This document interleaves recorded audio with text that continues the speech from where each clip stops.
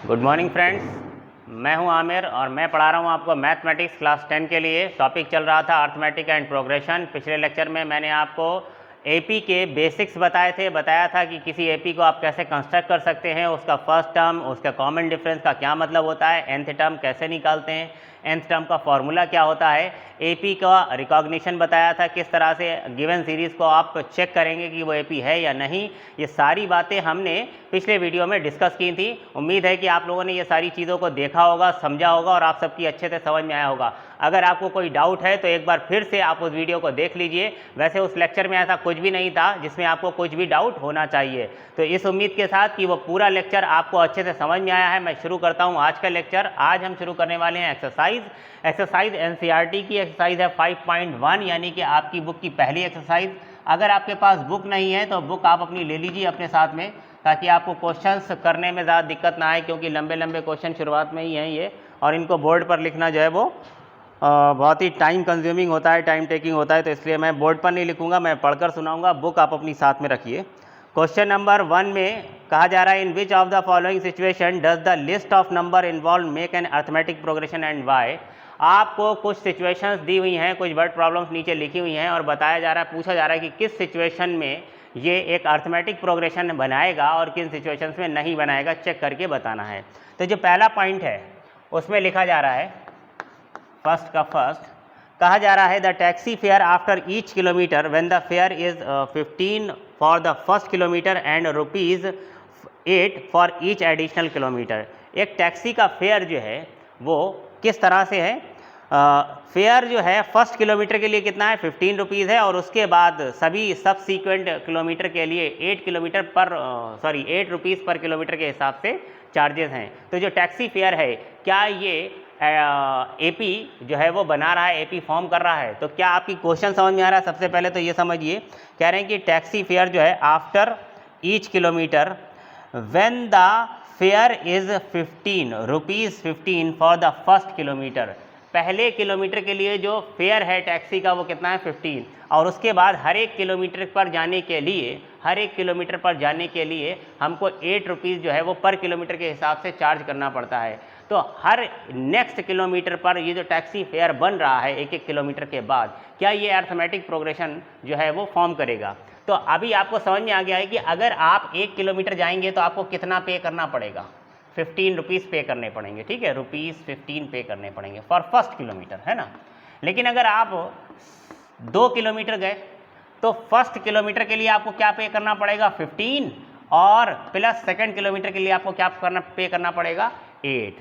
तो यहाँ पर फर्स्ट किलोमीटर के लिए जो फेयर था वो कितना था, 15, और यहाँ पर जो फेयर है वो कितना आ गया है, 23 सेकंड किलोमीटर, यानी 2 किलोमीटर के लिए।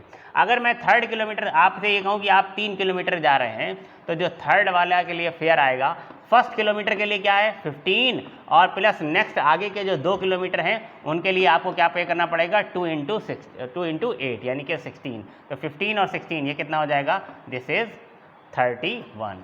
तो अगर मैं 4th किलोमीटर तक की बात करूं, तो अगर मैं 4 किलोमीटर ट्रैवल कर रहा हूं तो फर्स्ट किलोमीटर के लिए मैं पे करूंगा 15 रुपीज़, और आगे के जो नेक्स्ट 3 किलोमीटर्स हैं उनके लिए 3 इंटू 8 यानी कि 24 रुपीज़ पे करूंगा। तो 24 और 15 कितना हो जाएगा, 39, एंड सो ऑन, ठीक है। इस तरह से ये फेयर्स हैं। तो पहले किलोमीटर में टैक्सी का फेयर, सेकंड किलोमीटर पर यानी कि 2 किलोमीटर जाने पर टैक्सी फेयर, 3 किलोमीटर जाने पर टैक्सी फेयर। तो ये जो अमाउंट आ रहा है, ये जो टैक्सी फेयर आ रहा है, कौन सा, 1 किलोमीटर जाने पर टैक्सी फेयर ये है, 2 किलोमीटर जाने पर टैक्सी फेयर ये है, 3 किलोमीटर पर टैक्सी फेयर ये है, 4 किलोमीटर के लिए टैक्सी फेयर ये है। तो ये जो टैक्सी फेयर है, क्या ये अर्थमेटिक प्रोग्रेशन फॉर्म कर रहा है? तो भाई अगर मैं इन सारे टैक्सी फेयर्स को एक प्रोग्रेशन की फॉर्म में लिखूं, एक सीरीज़ की फॉर्म में लिखूं, तो सबसे पहले मैं क्या लिखूंगा, 15 लिखूंगा। उसके बाद नेक्स्ट टर्म क्या है, 23 है। उसके बाद नेक्स्ट टर्म क्या है, 31 है। उसके बाद नेक्स्ट टर्म क्या है, 39 है, एंड सो ऑन। इस तरह से एक सीरीज़ आ गई है। तो पूछ रहे हैं कि बताइए क्या ये टैक्सी फेयर जो है वो अर्थमेटिक प्रोग्रेशन है? तो अर्थमेटिक प्रोग्रेशन के लिए क्या शर्त थी कि second term minus first term, third term minus second term, fourth term minus third term, ये सभी क्या होने चाहिए, सेम होने चाहिए, यानी कि डिफरेंस जो है वो सेम होने चाहिए। और जाहिर है यहाँ पर अगर मैं देखूँ तो 23 माइनस 15, 31 माइनस 23, और 39 माइनस 31 ये सभी जो है वो क्या आ रहा है, 8 आ रहा है, डिफरेंस सबका सेम है। तो yes these taxi fares form an AP। ठीक है, यस। आइए देखते हैं नेक्स्ट, इसका जो सेकेंड पार्ट है उसमें क्या कहा गया, the amount of air present in a cylinder when a vacuum pump removed 1/4 of air remaining in a cylinder at a time. Air amount of air present in a cylinder, तो ये cylinder है, इसमें जो amount of air present है वो suppose मान लेते हैं कि V है, और वैक्यूम पंप से हम इस एयर को जो है वो बाहर निकाल रहे हैं, रिमूव कर रहे हैं, वैक्यूम पंप के थ्रू इसकी एयर को बाहर निकाल रहे हैं। और वैक्यूम पंप किस तरह से वर्क कर रहा है, वो इसमें जितनी एयर प्रेजेंट होती है उसका 1/4 बाहर निकाल देता है। तो अभी फर्स्ट टाइम एयर कितनी प्रेजेंट है, V प्रेजेंट है, इसमें कितनी प्रेजेंट है, V। और जब मैं एक बार वैक्यूम पंप से इसमें से एयर निकालूंगा तो वो इसके 1/4 जो है वो निकाल देगा, यानी कि अगली बार जो इसमें एयर प्रेजेंट रह जाएगी, सिलेंडर में जो प्रेजेंट एयर होगी वो कितनी होगी, V माइनस V/4।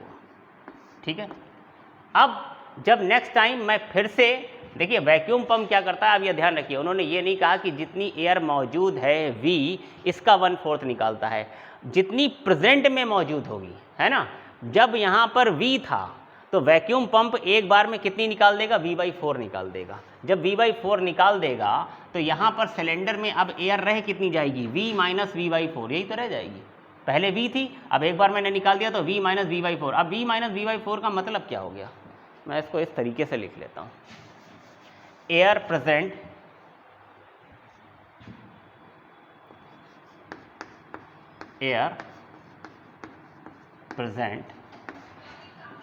इन सिलेंडर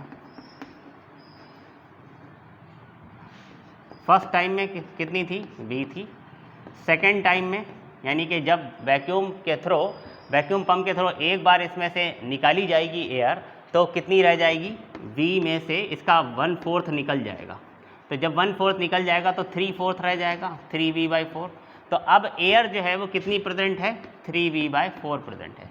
नेक्स्ट टाइम फिर से जब वैक्यूम पंप के थ्रू मैं इसमें से एयर निकालूंगा तो इसका 1/4 वो फिर से एयर निकाल देगा। तो इस बार कितना निकालेगा, जब थर्ड टाइम में यानी सेकंड टाइम में जब मैं वैक्यूम पंप इस पर यूज़ करूंगा तो वो इसका 1/4 इसमें से निकाल देगा। तो अभी था कितना इसमें, 3V/4, और इसमें से निकाल कितनी देगा, 1/4 निकाल देगा इसकी, 3V/4 की। तो जाहिर सी बात है कि 3V/4 माइनस 3V/16 हो गया है ये। तो 3V/4 माइनस 3V/16, अगर मैं इसका एलसीएम लूँ तो ये कितना आ जाएगा, इधर ही सॉल्व कर लेता हूँ, 16, 4 4 द 16, 4 3 द 12 माइनस 3, तो ये आ जाएगा 9V/16। ठीक, तो देखिए पहले अमाउंट कितनी प्रेजेंट थी, V, उसके बाद कितनी प्रेजेंट हुई, 3V/4, उसके बाद एयर प्रेजेंट जो है इन द सिलेंडर कितनी है, 9V/16 जो है। तो ये जो एयर प्रेजेंट है इन द सिलेंडर, अगर मैं इसको लिखूं तो सबसे पहला टर्म इसमें क्या आएगा, V आएगा। उसके बाद नेक्स्ट टर्म इसमें क्या आएगा, 3V/4 आएगा। उसके बाद नेक्स्ट टर्म क्या आएगा, 9V/16 आएगा, एंड सो ऑन। इस तरह से सीरीज बन रही है। तो क्या ये सीरीज जो है वो AP फॉर्म कर रही है, तो देखिए देखने से पता चल रहा है कि ये एक अर्थमेटिक प्रोग्रेशन नहीं है, क्योंकि यहाँ पर फर्स्ट टर्म, सेकेंड टर्म और थर्ड टर्म के बीच जो डिफरेंस है वो अलग अलग है। ठीक,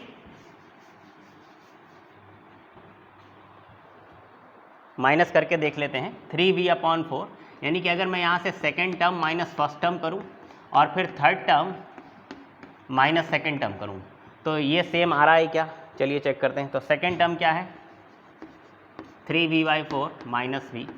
थर्ड टर्म क्या है, 9V/16 minus second term 3V/4। Solve करेंगे, ये कितना आ जाएगा, 4, 3V minus 4V minus V/4, इधर 16, तो ये हो जाएगा 9V माइनस 4 3 द 12V, तो ये आ जाएगा माइनस 3V/16। इधर कितना है, माइनस V/4, और इधर कितना आएगा, माइनस 3V/16। ठीक है, तो देखिए ये इक्वल नहीं आया है, इक्वल नहीं आया है ना। तो इक्वल नहीं है, so it is not an AP. Since difference is not same, since difference is not same, so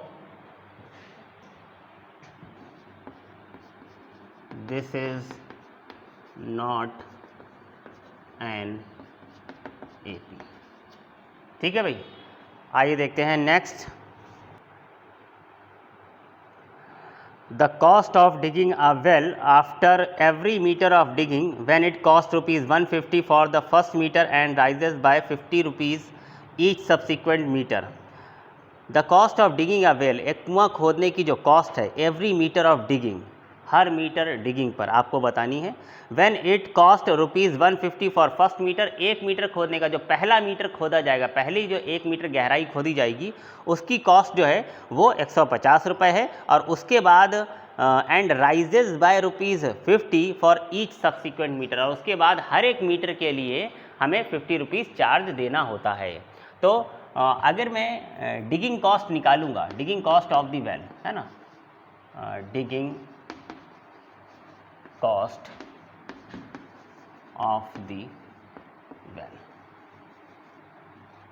तो जो डिगिंग कॉस्ट है फर्स्ट मीटर के लिए कितनी होगी, for first metre, first metre के लिए हमें बताया गया ₹150. जो पहला एक मीटर हम ऊपर खोदेंगे, ऊपर की सरफेस हार्ड होती है तो उसके चार्जेस ज़्यादा होते हैं. तो जो पहली सरफेस है, सॉरी जो फर्स्ट मीटर है उसके चार्जेस मुझे कितने देने होंगे, 150. फिर अगर मैं 2 मीटर गहराई तक जाता हूँ तो फर्स्ट मीटर के तो मैं 150 पे करूँगा, लेकिन सेकंड मीटर के लिए मुझे कितना पे करना पड़ेगा, 50 रुपीज़. तो सेकंड मीटर पर मुझे कितना पे करना पड़ेगा, ये 150 पे करना पड़ेगा और प्लस 50 रुपीज़ सेकेंड मीटर के. फर्स्ट मीटर के तो 150 पे करने ही होंगे और सेकेंड मीटर के मुझे ₹50 पे करने पड़ेंगे. यानी 2 मीटर के लिए टोटल मुझे कितना पे करना पड़ेगा, 200. ठीक. अगर मैं 3 मीटर तक जाता हूँ, 3 मीटर तक मैं जाऊँगा तो मैं कितना पे करूँगा, फर्स्ट मीटर के लिए 150, सेकेंड मीटर के लिए और थर्ड मीटर के लिए, यानी कि 2 मीटर और एक्स्ट्रा जो मैं कर रहा हूँ उसके लिए 2 × 50, यानी कि कुल मिला के ये कितना हो जाएगा, 250 एंड सो ऑन. इस तरह से मैं निकाल सकता हूँ. तो जाहिर है पता चल रहा है कि ये जो डिगिंग कॉस्ट है, 1 मीटर की डिगिंग कॉस्ट कितनी थी, 150, 2 मीटर की डिगिंग कॉस्ट 200, 3 मीटर की digging cost 250 and so on, इसी तरह से आता जा रहा है. तो फर्स्ट मीटर यानी 1 मीटर की डिगिंग कॉस्ट 150 है, 2 मीटर की कितनी है 200, 3 मीटर की कितनी हो गई है 250 एंड सो ऑन. साफ पता चल रहा है कि ये जो है वो एक एपी फॉर्म कर रहा है. 200 minus 150 is 50, 250 minus 200 is 50, difference same है. So yes it is an AP, it is an AP. ठीक है. जो नेक्स्ट क्वेश्चन है, the amount of money in the account every year when ₹10,000 is deposit at compound interest at 8% per annum. तो देखिए 10,000 rupees पर deposit, 10,000 rupees deposit करने पर उस पर जो कंपाउंड इंटरेस्ट है 8% पर एनम के हिसाब से, तो हमें बताना है amount of money in the account every year. हर साल जो अकाउंट में हमारे पैसे होंगे उन पैसों को अगर मैं हर साल कैलकुलेट करूं तो वो जो अमाउंट आ रहा है क्या वो एपी बना रहा है. तो देखिए बहुत ही सिंपल क्वेश्चन है. 8% कंपाउंड इंटरेस्ट लग रहा है. सबसे पहले जब आपने अपने अकाउंट में पैसे जमा किए तो कितने पैसे जमा किए हैं आपके अकाउंट में, आपके अकाउंट में कितने हैं, इनिशियली कितने हैं 10,000. आफ्टर 1 ईयर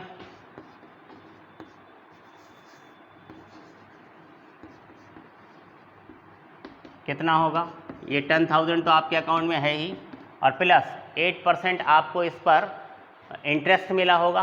8% इस पर इंटरेस्ट मिलेगा, किस पर मिलेगा 10,000 पे. जो अमाउंट आपके अकाउंट में है उसी पर तो इंटरेस्ट देगा बैंक आपको, तो आपको 8% मिलेगा किसका, 10,000 रुपीज़ का. अब 10,000 का 8% निकालने का क्या मतलब होता है भाई, ये जब परसेंट का साइन होता है ना, आप इसे हटाइए, अपॉन में 100 लगा दीजिए. तो यानी कि 8/100 इंटू 10,000 ये हमको इंटरेस्ट मिलेगा. अगर मैं इसे सॉल्व करूं तो 800 रुपीज़, 100 इंटू 8, 800 रुपीज़. तो एक साल बाद मेरे अकाउंट में 10,800 रुपीज़ होंगे। ठीक है, 2 साल के बाद, आफ्टर 2 ईयर्स, 2 साल के बाद मुझे फिर से मेरे अकाउंट में, आप सोचिए जब 2 साल के बाद टैक्स की कैलकुलेशन होगी तो मेरे अकाउंट में कितने रुपए होंगे, 10,800 रुपीज़ होंगे ना। पिछले साल मुझे 800 रुपये ब्याज जो मिल गया था, तो अब फिर से मुझे मेरे अकाउंट में कितने पैसे होंगे, तो 10,800 तो ये मेरे अकाउंट में थे, और इस बार मुझे इस पर 8% और इंटरेस्ट मिलेगा। 8% इंटरेस्ट मतलब 8/100 इंटू इंटरेस्ट किस पर मिलेगा, जो पैसा मेरे अकाउंट में है। तो मेरे अकाउंट में तो अब इतने हो गए ना, 10,000 थोड़ी है, अब मेरे अकाउंट में कितने होंगे, 10,800। तो 10,800 पर मुझे इंटरेस्ट मिलेगा। फिर से मैं कैलकुलेट करूँ, 2 ज़ीरो कैंसिल हो गए, तो इस बार ये हो गया 864 हो गया। तो ये हो गया है 10,800 तो ऑलरेडी है, और इस बार 864 और ऐड हो जाएगा। तो ये हो जाएगा 11,664 रुपीज़। ठीक, तो पहले मेरे अकाउंट में जो अमाउंट था वो कितना था, 10,000 था। उसके बाद मेरे अकाउंट में जो अमाउंट आ गया है वो 10,800 आ गया है। उसके बाद नेक्स्ट ईयर में मेरे अकाउंट में जो अमाउंट है वो 11,664 है, एंड सो ऑन। इसके आगे मैं और कैलकुलेट कर सकता हूँ। तो सबसे पहले मेरे अकाउंट में कितना अमाउंट था, 10,000। उसके बाद कितना हुआ, 10,800। उसके बाद कितना हुआ, 11,664 एंड सो ऑन। तो ये जो अमाउंट है मेरे अकाउंट में, क्या ये अमाउंट जो है वो अर्थमेटिक प्रोग्रेशन फॉर्म कर रहा है? तो भाई अर्थमेटिक प्रोग्रेशन तब फॉर्म करेगा जब इनके बीच का डिफरेंस सेम होगा। अगर मैं देखूं तो सेकंड और फर्स्ट टर्म के बीच डिफरेंस कितने का है, 800 का। साफ साफ दिखाई दे रहा है। इसमें से इसको माइनस करो, डिफरेंस कितने का है, 800 का है। और अगर मैं थर्ड में से सेकंड टर्म माइनस करूं, 11,604 में से मैं 10,800 को माइनस करूं, तो डिफरेंस आ रहा है 864 का। वो तो मुझे यहाँ भी पता चल गया था कि पहले साल में मुझे जो इंटरेस्ट मिला था वो 800 था, और उसके बाद नेक्स्ट ईयर में मुझे जो इंटरेस्ट मिला है वो 864 है। तो ये अमाउंट, ये इंटरेस्ट का ही तो चेंज आ रहा है ना, ये इंटरेस्ट का ही तो डिफरेंस आ रहा है। इंटरेस्ट ही तो बढ़ता जा रहा है, लेकिन इंटरेस्ट जो है वो क्योंकि कंपाउंड है, तो फिर भाई ये इंटरेस्ट कंपाउंड है, इसलिए ये सेम तो हो ही नहीं सकता। पहले साल में मुझे इंटरेस्ट कितना मिला था, 800, और उसके बाद मुझे इंटरेस्ट कितना मिला है, 864। क्योंकि ये डिफरेंस जो है वो अलग अलग है, इसलिए हम कहेंगे no, it is not an AP. ये अमाउंट्स जो हैं वो एपी फॉर्म नहीं करते, नो। यही हमारा आंसर है। उम्मीद है कि ये क्वेश्चंस आपकी समझ में आए होंगे। आइए अब कुछ अच्छे क्वेश्चन करते हैं। मुझे पता है कि इनमें थोड़ी सी बोरियत हो रही होगी आपको, पर अब बहुत ही इंटरेस्टिंग क्वेश्चन शुरू होने वाले हैं। आइए करते हैं। जो क्वेश्चन नंबर 2 है उसमें कह रहे हैं write first 4 terms of the AP when the first term a and common difference d are given as follows. इस क्वेश्चन में कुछ 4-5 पार्ट्स दिए हुए हैं, और हर पार्ट में मुझे ए गिवन है और डी गिवन है। ए मतलब फर्स्ट टर्म, आपको बताया था ना मैंने, ए का क्या मतलब होता है, first term of the AP, और डी भी गिवन है, डी मतलब कॉमन डिफरेंस। तो हर पार्ट में मुझे ए और डी दोनों चीज़ें बताई गई हैं, और इसमें कह क्या रहे हैं, write first 4 term of the AP. पहले 4 टर्म आपको बताने हैं, फर्स्ट 4 टर्म यानी first term, second term, third term और फोर्थ टर्म आपको बताना है। तो भाई फर्स्ट टर्म तो हमको एपी में क्वेश्चन में ही दे दिया है कि जो इसका फर्स्ट टर्म है, जिसे हम A1 भी कह सकते हैं, तो A1 कितना है यहाँ पर 2 है। ठीक है, पहले 4 टर्म आपको बताने हैं। अगर मैं कहूँ A2 सेकेंड टर्म, तो भाई A2 जो है वो आपको याद है ना, मैंने आपको nth टर्म के लिए फॉर्मूला बताया था। nth टर्म का फॉर्मूला क्या बताया था मैंने, nth टर्म का फॉर्मूला अगर आप भूल गए तो मैं फिर से बता देता हूँ, A + n-1 इंटू डी। मैंने बताया था ना, जो टर्म होगा उससे कम डी होगा, है ना, आपको याद रखना है। जैसे मैं कहूँ A10 क्या होता है, तो आप कहोगे A + 9D, क्योंकि मैं 10th टर्म की बात कर रहा हूँ, तो उसमें डी कितने होंगे, 9 होंगे। अगर मैं कहूँ 15th टर्म क्या होगा, तो आप कहोगे A + 14D, है ना, डायरेक्ट हमको पता होना चाहिए। 100th टर्म क्या होगा, A + 99D। सेकेंड टर्म क्या होगा, तो आप कहोगे A + D, है ना। तो A + D फार्मूला लगाने की जरूरत नहीं पड़ती, ऐसे ही डायरेक्ट कर लेते हैं। तो A कितना है यहाँ पर, A मतलब फर्स्ट टर्म, D मतलब कॉमन डिफरेंस। फर्स्ट टर्म कितना है 2, और प्लस D कितना है 10। ठीक है भाई, तो 10 + 2 कितना हो जाएगा 12। तो फर्स्ट टर्म कितना आ गया 2, सेकेंड टर्म कितना आ गया 12, थर्ड टर्म कितना होगा A3। तो हमें पता है थर्ड टर्म है, तो D कितने होंगे इसमें 2 होंगे, A + 2D, और A + 2D, तो A कितना है 2 + 2d, तो 2 इंटू डी, तो 2 है और d की वैल्यू कितनी है 10, तो 2 इंटू 10 20 प्लस 2 22, ठीक है। इसी तरह से फोर्थ टर्म निकाल दीजिए। फोर्थ टर्म क्या होगा, तो आप कहेंगे फोर्थ टर्म है इसलिए d कितने होंगे, क्योंकि ये a4 है तो इसमें कितने d होंगे, a प्लस 3d, है ना। a कितना है, a है मेरे पास 2 प्लस 3d, d की वैल्यू कितनी है, तो 3 और d की वैल्यू कितनी है मेरे पास 10, तो 3 इंटू 10 ये कितना हो गया 30 प्लस 2 32।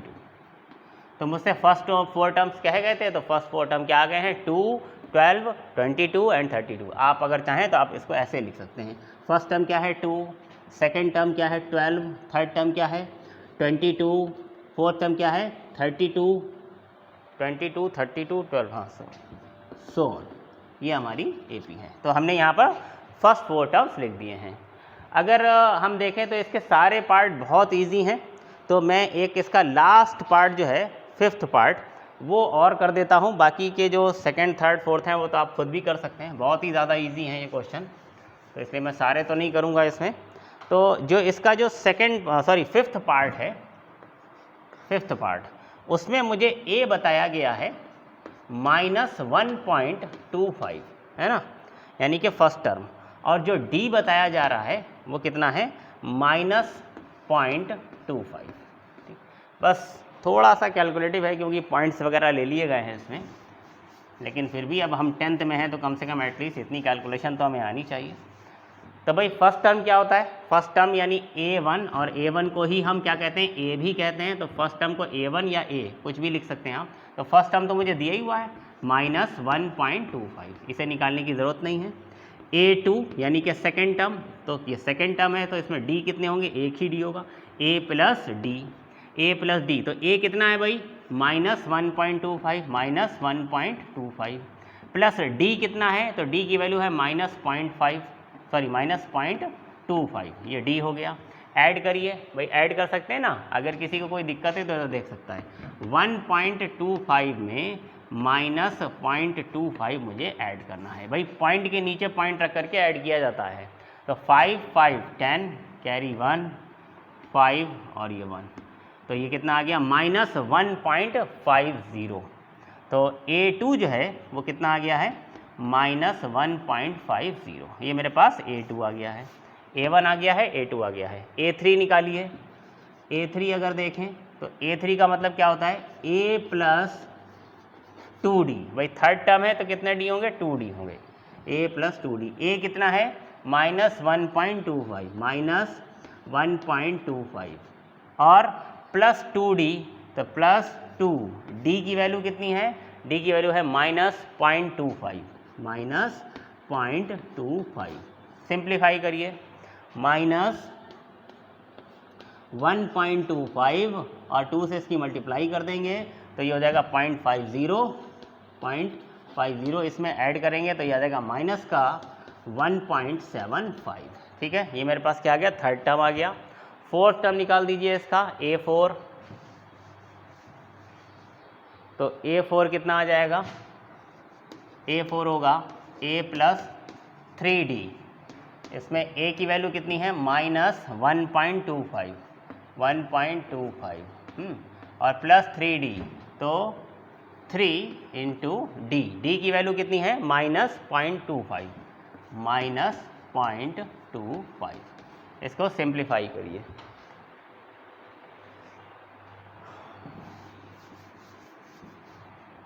तो ये कितना हो जाएगा -1.25, इसकी मैं मल्टीप्लाई करूँगा तो ये हो जाएगा 3 की मल्टीप्लाई करूँगा तो 0.75 आएगा, और इसके साथ ऐड कर दूंगा तो ये माइनस का 2 आ जाएगा पूरा, ठीक है।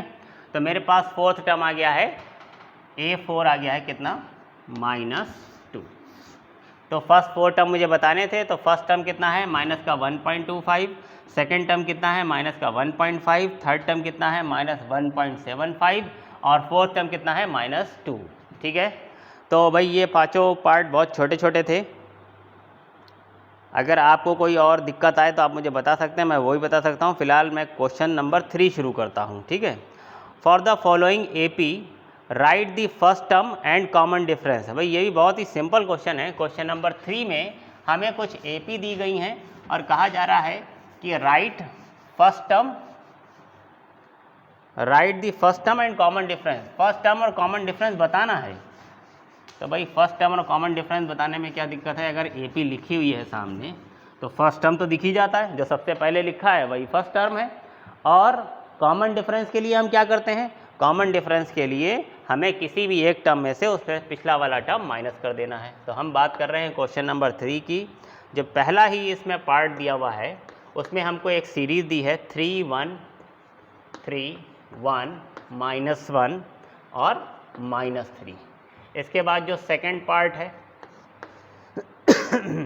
उसमें हमें सीरीज़ दी है -5 -1 3 7 सो ऑन। जो थर्ड पार्ट है वो है 1/3 5/3 9/3 और 13/3 सो ऑन। जो फोर्थ पार्ट है उसमें हमें दिया हुआ है 0.6 1.7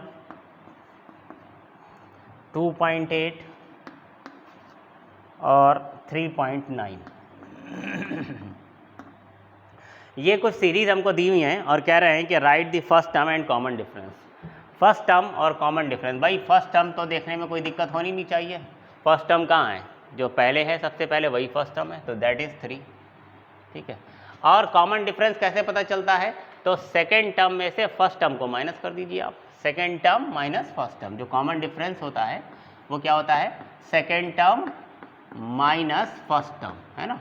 आप पूरा लिख दें second term minus first term. तो सेकेंड टर्म कितना है 1 और माइनस फर्स्ट टर्म कितना है 3, तो ये आ गया -2। कॉमन डिफरेंस जो है वो यहाँ पर कितना है? -2 है, ठीक है। ये हमने फर्स्ट सीरीज़ की बात करी। सेकेंड सीरीज़ की बात करें तो फर्स्ट टर्म कितना है? -5। फर्स्ट टर्म कितना है? -5। और कॉमन डिफरेंस जो है वो कितना है? तो second term minus first term. Second term minus first term, तो कॉमन डिफरेंस में second term minus first term, तो माइनस माइनस +5 हो जाएगा। तो -1 + 5 कितना हो जाएगा? 4। तो कॉमन डिफरेंस जो है वो कितने का है? 4 का है, ठीक है। और ये जो थर्ड वाला पार्ट है इसमें फर्स्ट टर्म कितना है? 1/3। थर्ड टर्म कितना है? 1/3। और कॉमन डिफरेंस अगर निकालना है तो second term minus first term, ज़रूरी नहीं कि इसमें से इसे माइनस करें। Third term minus second term भी कर सकते हैं, fourth term minus third term भी कर सकते हैं। तो देखिए 5 - 1 कितना आ जाएगा? 4/3। आप ऐसे ही कर सकते हैं। तो 5/3 - 1/3, 3 एलसीएम आ जाएगा। 5 - 1 मीन्स 4/3। इसको देख लीजिए फोर्थ वाले को। फर्स्ट टर्म कितना है? 0.6। सेकेंड टर्म कितना है? 1.7। तो कॉमन डिफरेंस निकालने के लिए हम क्या करेंगे? D = second term minus first term, यानी कि 1.7 - 0.6 कितना आ जाएगा? 1.1, ठीक है भाई। तो बहुत ही सिंपल क्वेश्चन है, इसमें क्या बताया जाए। ऐसे छोटे छोटे क्वेश्चन करने हैं तो फिर किसी को कोई दिक्कत नहीं होनी चाहिए। अगर आपको कोई दिक्कत आ भी रही है, किसी को भी कोई दिक्कत आ रही है, तो एक बार आप इससे पहले वाला लेक्चर एक बार फिर से देख लीजिए ताकि ये सारी बातें आपको अच्छे से समझ में आएँ। आइए देखते हैं अब नेक्स्ट क्वेश्चन। क्वेश्चन नंबर 4 में मैंने सिर्फ 2 पार्ट लिखे हैं, आगे और भी पार्ट्स हैं, तो आप ट्राई करिएगा। अगर दिक्कत है तो मुझे बताइएगा। इसमें कह रहे हैं which of the following are AP, if they forms AP find the common difference and write 3 more terms. इनमें से कौन से जो है वो AP फॉर्म कर रहे हैं? अगर AP फॉर्म, पहले तो आप चेक करिए कि AP फॉर्म कर भी रहे हैं कि नहीं कर रहे हैं। अगर नहीं कर रहे हैं तो फिर तो बात ही खत्म हो जाती है। लेकिन अगर AP है तो फिर आप उसका कॉमन डिफरेंस निकालिए और उसके 3 आगे के और टर्म बताइए। जहाँ तक भी लिखिए उसके 3 आगे और बताइए। तो पहली वाली अगर मैं सीरीज़ को देखूँ तो यहाँ पर ये जो है वो AP है नहीं। क्यों? क्योंकि 4 - 2 8 - 4 8 - 4, क्या ये दोनों इक्वल है? 4 - 2 और 8 - 4, यानी कि सेकंड और फर्स्ट, थर्ड और सेकंड, क्या इनका डिफरेंस इक्वल है? तो यहाँ हम देखें तो 4 - 2 2 होता है और 8 - 4 4 होता है। तो क्योंकि ये इक्वल ही नहीं है तो डिफरेंस जो है वो सेम नहीं है। इट मीन्स ये तो AP है ही नहीं, है ना। जब AP नहीं है तो बात ही खत्म हो जाएगी। आप यहाँ पर लिख देंगे no it is not an AP, ठीक। अगले क्वेश्चन पर आते हैं। पहले हम इसका डिफरेंस देखें। Second term minus first term कितना है?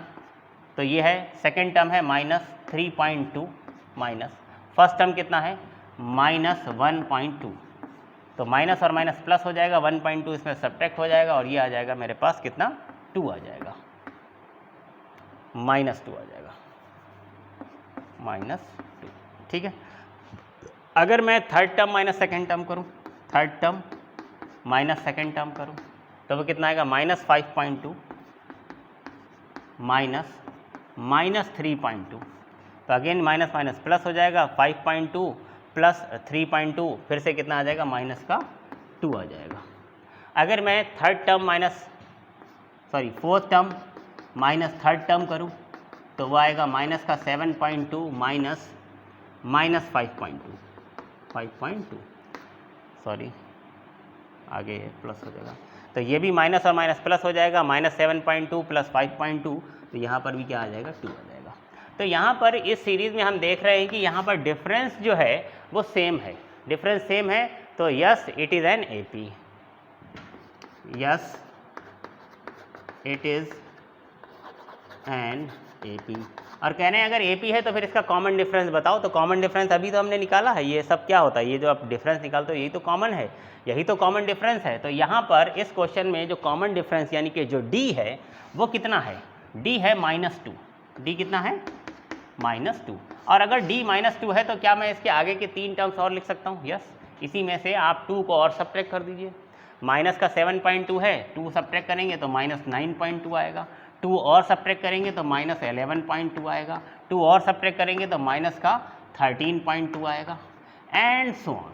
तो ये मैंने 3 एक्स्ट्रा टर्म इसके और लिख दिए हैं जो इन्होंने कहा था कि राइट 3 मोर टर्म्स। ठीक है भाई, तो उम्मीद है कि आज का लेक्चर आपको अच्छे से समझ में आया होगा। देखिए इसे अच्छे से समझिए, क्वेश्चंस को रिवाइज करिए और आगे ट्राई करिए। ठीक है, जितना आप आगे कर सकते हैं उतना ट्राई करिए, अगर नहीं भी हो रहे हैं तो भी ट्राई करिए, सही हो गलत हो उनकी टेंशन मत लीजिए, बस मेहनत करिए, मेहनत करेंगे तो आपको रिजल्ट ज़रूर मिलेगा। और अगर कोई समस्या आ रही है, कोई प्रॉब्लम है, कोई क्वेश्चन है तो कमेंट बॉक्स में व्हाट्सएप पर कॉल करके या पर्सनली मिल करके आप अपने क्वेश्चंस अपनी प्रॉब्लम मुझ तक पहुँचा सकते हैं। देखते रहिए, मिलते हैं नेक्स्ट वीडियो में। Thank you.